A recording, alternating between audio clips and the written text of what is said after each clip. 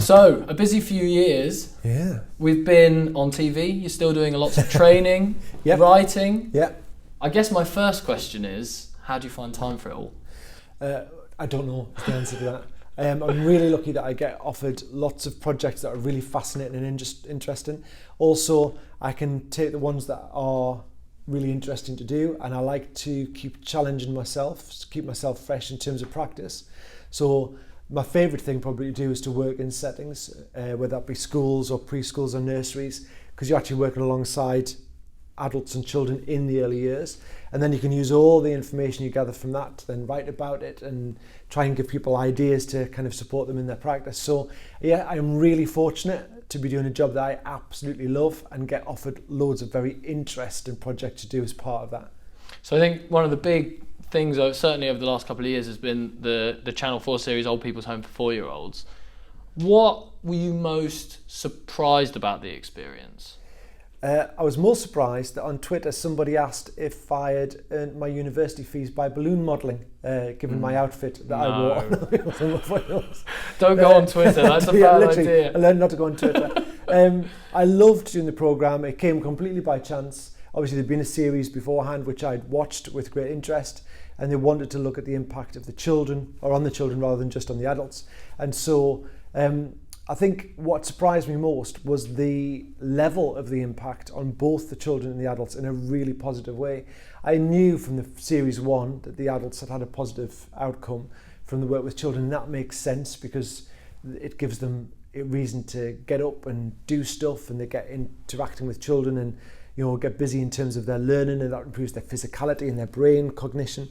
But for children, they are developing anyway. So what was interesting for me was wondering whether being with old people for 3 months would actually aid or speed that development, or whether actually it would just be the development you'd expect from an average, if there's such a thing, 4-year-old.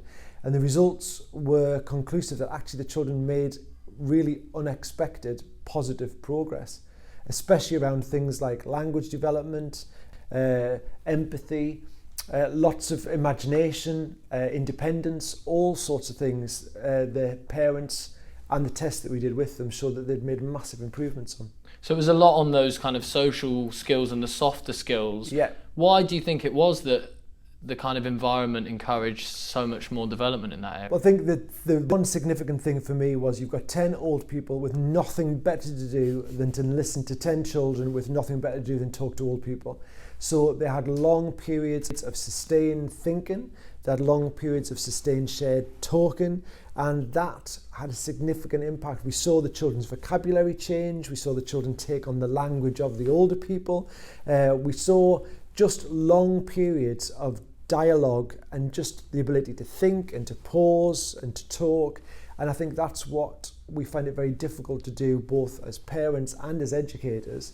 When you've got 30 children in your class and there are 2 of you, you can't sit for 40 minutes and have a sustained conversation with a child on a daily basis. Whereas if there are 10 children and 10 adults with nothing better to do, that's all they did. So they formed very close bonds very quickly, but they really took an interest in each other's lives. It allowed the old people to talk about what they did in their previous life, and the children were able just to do that thing that children do, which is just to articulate every moment with somebody who's prepared to listen to that.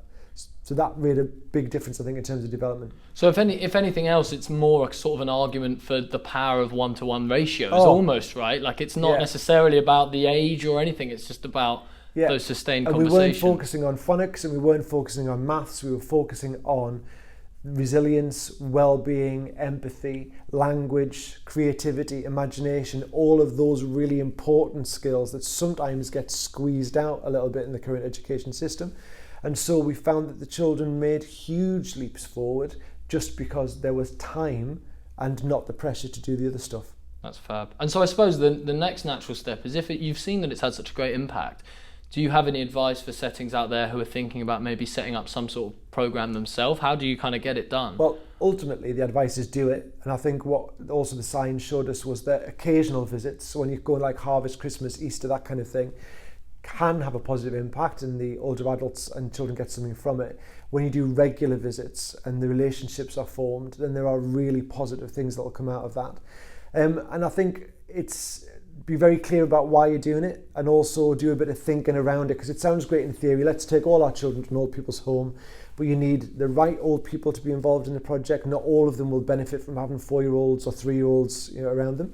Also the right number of children. I think you've got to think about the sort of activities you're going to do when you get there, because sometimes you turn up and just expect things to happen. And I think when we did structure, especially the arts and crafts activities, you give them things to talk about, things to share. So there's lots of thinking to be done. I was talking in my seminar today as well about the idea of bereavement, because it's not something that we tend to tackle a lot in the curriculum with children or in the framework for early years foundation stage. But if you're involved in a sustained programme with older adults, there is a strong chance at some point one of those older adults might well die. It's part of life. And so one of the things I think it's important to do is to think about how you're going to manage an approach to death before you engage in the project. And there are lots of organisations out there that can support with that, and lots of lovely literature that you can, very child-centred literature around death and bereavement, that you can use to prompt that kind of thinking and conversation. Loads to think about, but definitely something worth doing. So it's a maybe you can get a start, but you do need to be really thinking a little bit more about it. It can't just set up these days, go in and hope that it's going to kind of be magical, because you're not going to get the effect you need. And there are organisations out there, United for All Ages is one particularly, where there are lots of resources and research where that back up why you might want to do an intergenerational project, but also really good advice on how you can put one of those in place. So it's well worth doing your research. But when we did the experiment for the programme, the children gained, the adults gained, the families gained, the parents talked about how much they'd gained from the experiment and seeing that interaction. And also the crew and all of us who took part as experts and television makers, we all came away thinking what an absolutely brilliant project to see those relationships happen. And it was just really lovely, positive, feel good humanity, which I think we need reminding of more often than not. Perfect. I think it sounds like a great idea, and I think it's something that people should definitely try and engage in if they feel like they can have that time to prepare for it. I suppose leading on from that, I know that I know lots of us are a huge proponent of child-led learning. On child-led learning, what are some of the common mistakes that you see when people try to transition to more of a child-led learning approach? I think it's just the teams that I work with a lot, we just try and define what we mean by child-led learning. I think that's a really good place to start, because it's a phrase that we use a lot, child-centered learning, child-led learning. But sometimes when you sit down and say, okay, can you articulate what is child-led learning? Yeah. And then say, right, well, if that's what we think it is, and why do we think that? Whose other work are we looking at in research? But then also on our day-to-day practice, how child-led is our learning? And often in schools, nurseries, reception particularly, you'll find it's not very child-led, because it tends to be topic-based and activity-based. So the adult is deciding on the focus, and then it's often an adult input followed by a focused activity, followed by another adult input by another focused activity, and sometimes some play, in inverted commas, in the afternoon, which is almost the antithesis of child-led learning, where you'd be saying, these are the next steps for our children. Let's try and wrap those next steps in the thing that motivates those children most, which is going to be play and also their interests. Yeah. So whilst it can appear to be a very free approach to child-led learning, it's actually quite rigorous, because you know what's coming next. You just try and wrap that next step in the thing that's going to motivate the child the most. Okay. So I suppose in that sense, you're talking about, people needing to find their own definition. Is that something that really depends on the setting, or do you think that there's a good place that people can start if they really want to transition away from it? If you're looking at child-led learning, there are so many people, historical thinkers around education that you can look at. I'm writing a book at the moment around play, and I revisited Susan Isaacs, who I haven't looked at for a long time, having looked at it a lot when I was training, and just was completely refreshed in my thinking around that. And her thinking is from a long time ago, but she is a great advocate for that kind of child-led, play-based learning. So even going back to reading people like Susan Isaacs, Montessori, there are lots of gems of thinking that you can use to reflect your own practice against, but also to shape your conversations around, right, what do we mean by child-led learning, and how do we fit that into this space with this team, these children, and the current kind of framework that we're working within. Yeah, and I think particularly in the early years, I think a key component of that child-led learning is getting your continuous provision right, because that's how they can, engage themselves and make the decisions themselves. So when you go into a setting and perhaps they want to look at improving their continuous provision, we know that it's not quite right. Where should you start when it comes to reassessing what you've got out there? So that thinking around continuous provision is the bit where children are in play. It's the environment that supports learning both with an adult but also in the absence of an adult. So does your continuous provision help adults to deliver their teaching, but does it also continue the provision for learning when there isn't an adult there? So one of my phrases that I use way too much is, what's your expectation of play? So you can't guarantee what a child's ever going to do in a play space, but if you set up the environment before children get into it, you ask yourself the question, what do I think they're going to do when they get there? So even down to things like, if I've got a tough spot in my small world area and I set up the farm for farm play, I've got to ask myself, if that's all I've got for small world, when my 3-4-year-olds get to the farm, what do I think they're going to play? And I often ask the question, like, how do you play farm? How would you play farm as you're an adult? How do you play farm when you are 4? So what you tend to get is not farm play. You tend to get either domestic role play, so you get mummies and daddies, mummy sheep, daddy sheep, mummy cows, daddy cows, or you get kind of superhero weapon power play, which is I am killer cow and all the pigs will die and that kind of thing going on. But rarely do you see children playing farm, because the concept of playing farm is really They're different. not going out and milking the cows quietly. Or talking about their quarter or whatever it may be. So we'd have a conversation as a team around saying, although your farm provision is lovely, it's an enhancement to that small world play, because you are encouraging or supporting children to visit something that you might be talking about or linked to your topic focus. But we need to have provision that continues the provision for learning around small world when an adult isn't there to support that farm play. So what resources have you got that are open-ended, ambiguous? We talk about in small world the skills and experiences you want children to have through small world play, and sometimes I make lists of those with groups, and then we look at the provision and say, well, how many of these skills can we teach through that provision? And when it's just the farm, it's probably not many, but if it's the farm and then a collection of other more open-ended resources, you start to get lots of potential for more skill coverage. So I think it's about then thinking on top, as you say, once you've gone through that process, you're then thinking about the resources on top of that might not be anything related to farm, but it can bring into actually the intention of how those children are going to use those resources. So you think about the area of provision linked to the area of learning, and you think about what resources can I provide for children that support their learning around small world, role play, sand, water, rather than the topic or theme that you're talking about at the time.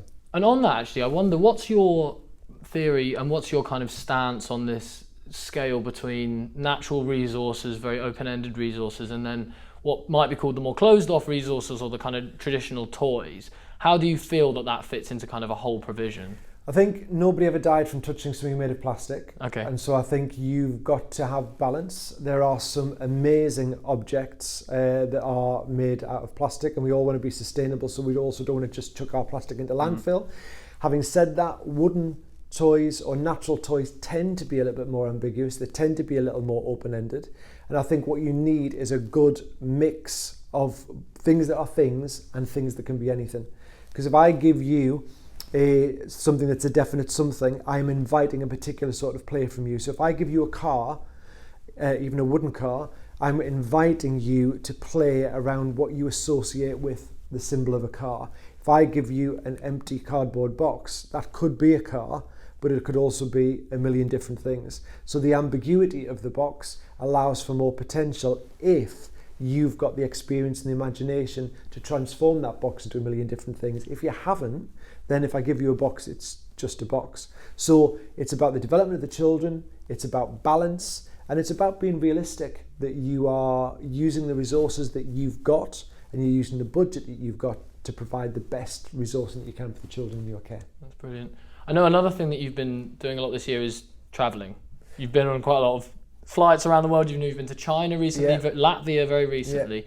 What would you say you've kind of learnt from going and being exposed to those different environments? That children are children wherever they are in the world, and even if their language is different and even if their culture is different, there is one universal language, and that is the language of play. So it doesn't matter if you're talking about phonics or maths or whatever it may be, children engage in play. And even without travelling in the UK, I work in lots of settings where there are multiple languages represented and multiple cultures. And often in early years, you get children who start in a group where they can't speak the language of the other children within the group, and yet you see them communicate through play. So always takes me back to that kind of fundamental realization that is the currency that we should be dealing in, and there is a huge power in children's desire and drive to play, and we are mad if we keep ignoring that and trying to get them to focus and sit around a table and write a sentence, when actually we could take all of that learning and carry it into play where it's going to have the greatest of impact. So wherever you are in the world, basically children are children, and that's a wonderfully leveling thing. And another thing I just wanted to ask you about was, I know you're a big fan of keeping up to date on the latest child development research and what's going on. I think that's something that a lot of practitioners struggle with sometimes. How do you bridge that kind of gap between theory and then practice in the setting? It can be quite difficult, right? It is, and what I have now that I didn't have when I was a practitioner or a head teacher is the luxury of time. And because I write a lot about early years, I spend a lot of time reading about early years. So I appreciate that when you are managing a class or whatever it may be, you haven't always got the time to do that reading. When I was a probationer, as we were called then, a newly qualified teacher, you would get Infant magazine about once a month, and that was where you got your information from. Now, in the world of social media, we have a lot more access to things like blogs and websites. I mean, almost when you look at it, there is too much stuff out there, and you can't always guarantee the quality of what you're going to read, but they tend to give you bite-size or very readable or accessible avenues into current thinking. So even things like Facebook, Instagram, if you find people with a pedagogy that you share and you follow them, then I often get links to articles or ideas from just scrolling through and having a look. So I think it's worth bearing in mind that we need to keep ourselves up to date. To do the best job that you can do, you need to try and keep it with current thinking, but there are easier ways to do that by following people on social media, as well as, when you've got the time, looking at things like the TES, reading the articles that are going around and trying to find some time to do that. But if you haven't got time, social media is great for accessing sort of bite-sized nuggets around current thinking. And I think absolutely the best advice you can have is to make sure you're always reading Alistair's blog, because there's always great tidbits on there, absolutely. We're going to finish off with just a few quick fire questions that I kind of have been asking everyone this weekend. And the first one is, who inspires you most in the early years? At the moment, I'm back to Susan Isaacs again, because it's like finding a bit of a lost love when you come across something that you knew was ace, but you'd forgotten just how ace it was. So there are lots of people out there with lots of really good messages around early years, but going back sometimes to some of those big hitters that set the tone. Susan Isaacs at the moment is my crush. And then I know you've got loads of wonderful books yourself, but if you were going to recommend one early years book that wasn't yours, what would you recommend to read? Oh, that's a tough one. That is a really tough one, because there are generic overviews around early years, but then there's some really lovely books out there that are around things like planning and observation and the power of play. I don't know. Oh, you're going to dodge it? Yeah, I'm going to dodge it. I don't know if you can pin me down to one. I can't think. We can come back to it later. I'm dodging.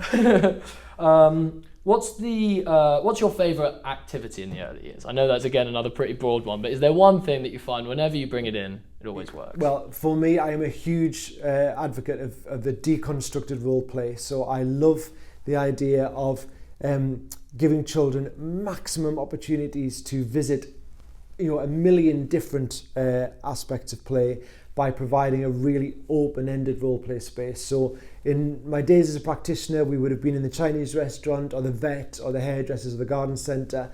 These days, I tend to work with settings where we open it right up and you just see the interaction, the language, it's just fantastic. So deconstructed role play is a real favourite of mine. Okay, and then last one on the quick fire round. What is the one thing that you, if there was one big change that you wish could take place in early years education, what do you wish it would be? The people who make the legislation actually understood early years, and not just opinion on early years, but the brain development, cognitive work that we know, the science behind how children's brains develop, what's appropriate developmentally for learning, all that information we have. We know research, science, and yet we have an early years framework that doesn't reflect that, and we have an education system that isn't investing in the early years. It's actually squashing the play or the appropriate bit out, and the more time goes on, the more we seem to get squeezed in the wrong direction. So more of a bottom up than a top down approach. I suspect that's going to be quite a popular answer over the rest of the weekend. So I know you've said you're writing this book, 365 Days of Play. Yeah. When do you want to tell us a little bit more about that and the other projects you've got coming up over the next few months? 365 Days of Play is a different sort of book for me. It's less theory and it's more a page a day, and the page a day is all about play. So sometimes it's just a quote about play, sometimes it's a bit of an article about play, sometimes it's an opinion piece about play, and literally there will be one page for every single day of the year, so you can dip in and you can dip out, but all references to the importance of and the impact of play. And that should be, you can never quite tell with publishing, but yeah, they're looking to be out in November of this year. And that's been an absolute joy to write, because it's allowed me to really indulge myself in something that I'm passionate about, but also collect images and quotes and all sorts of lovely aspects of this great thing that is play.